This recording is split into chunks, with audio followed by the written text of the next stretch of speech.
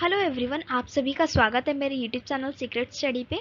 तो अभी जो हम वीडियो देख रहे हैं ना, इसमें हम इन शॉर्ट में देखेंगे कि जो जागीरदारी प्रणाली है और जो मनसबदारी प्रणाली है, यह एक्चुअल में होती क्या है। काफ़ी सारे लोगों को इन दोनों चीज़ों में डाउट हो जाता है क्योंकि ये ऑलमोस्ट सेम होता है। तो इसमें हम इसी को देखेंगे।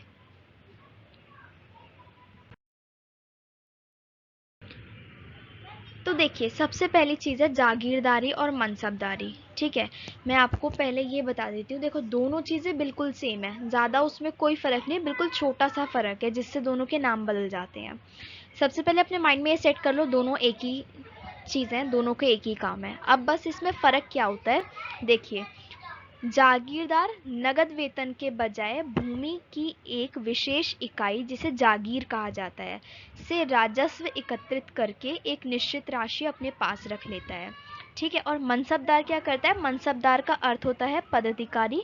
मनसबदार को क्या मिलता था? नगद वेतन मिलता था। अब मैंने आपको इतना बता दिया, अब मैं आपको एक और चीज़ बताती हूँ। आप लोग ने यूपीएससी के बारे में सुना, आईएएस के बारे में सुना। अब ये समझ लो कि जो आईएएस है, यानी कि ये देखिए, ये जो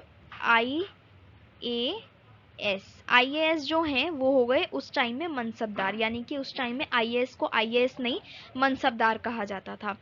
और जो जागीरदार हो गए ना, ये आप एक तरीके से समझ सकते हो जैसे कि पॉलिटिशियंस हो गए ये। ठीक है,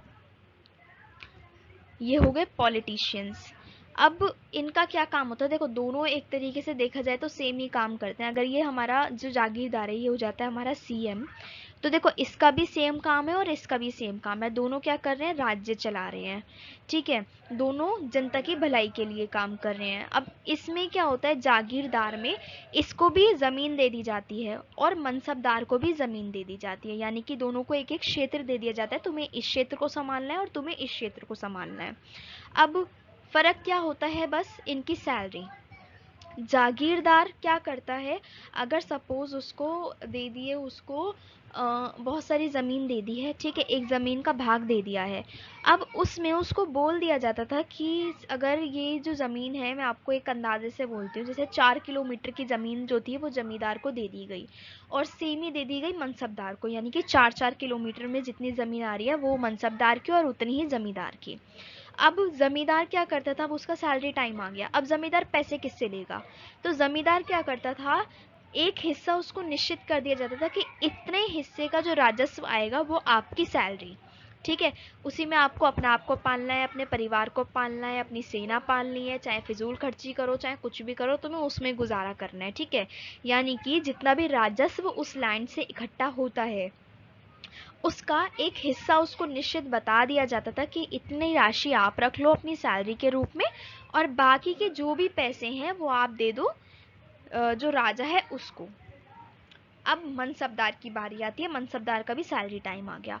अब मनसबदार को ये बोला गया कि भाई, जब तुम आईएएस हो, यानी कि इतना बड़े एरिया को आप भी संभाल रहे हो, आपका भी एक अलग पद है, आप पद अधिकारी हो, तो आपको क्या करना है, आपको भी इकट्ठा तो आपको भी रेवेन्यू ही करना है, यानी कि आपको भी टैक्स ही इकट्ठा करना है, बट आप उसमें से कुछ मत रखो, हम आपको नगद वेतन देंगे, यानी कि हम आपको सैलरी प्रोवाइड करेंगे। बस यही डिफरेंस है दोनों के अंदर। दोनों की रैंक सेम, ठीक है, दोनों के काम सेम, बट नाम डिफरेंस। क्यों इसको जागीरदार क्यों कहा गया? जिस जमीन के टुकड़े से ये अपनी सैलरी बना रहा है, ठीक है, अपने खर्चे के पैसे निकाल रहे हैं, उस जमीन के टुकड़ों को जागीर कहा गया है, इसलिए इसको जागीरदार बोल दिया गया।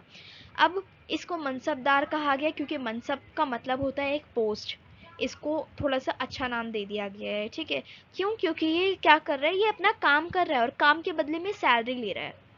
बस इतना ही डिफरेंस है दोनों में। अब इनका वेतन की बारी आती है, तो देखो, इसको नगद वेतन नहीं मिलता, इसको उसके बदले में क्या मिलती है? ज़मीन, जिसको जागीर कहा जाता है।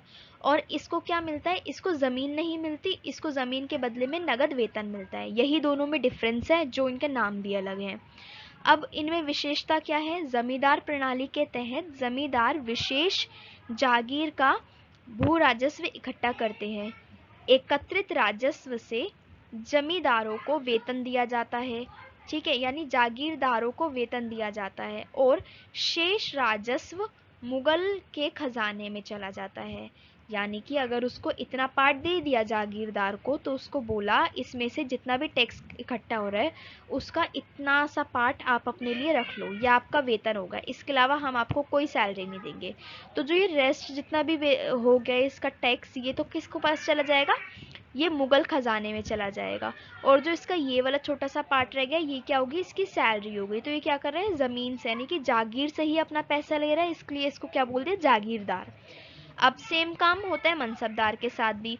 प्रत्येक मनसबदार की निश्चित संख्या में सेना होती है। सेना जागीरदार के पास भी होती है और सेना मनसबदार के पास भी होती है। इन्हें नगद वेतन मिलता है, यानी कि ना नगद राशि मिलती है। इस नगद वेतन में इन्हें अपने सेना का भरण पोषण करना होता है। अब इसको भी क्या करा, इसको भी इतनी जागीर दे दी, ठीक है। अब इस जागीर में बोला कि मनसबदार आप इसमें कुछ नहीं रखो, आप ये सारा का सारा टैक्स मुगल खजाने में दे दो, ठीक है, और हम आपको इसके बदले में नगद सैलरी प्रोवाइड करवा देंगे।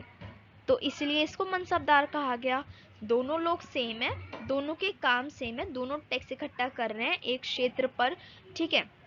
बस इनका क्या फर्क है, एक जो जागीरदार है वो जमीन से सैलरी ले रहा है, जागीर से सैलरी ले रहा है, इसलिए उसे जागीरदार कह दिया गया, और जो मनसबदार है उसको नगद सैलरी मिल रही है।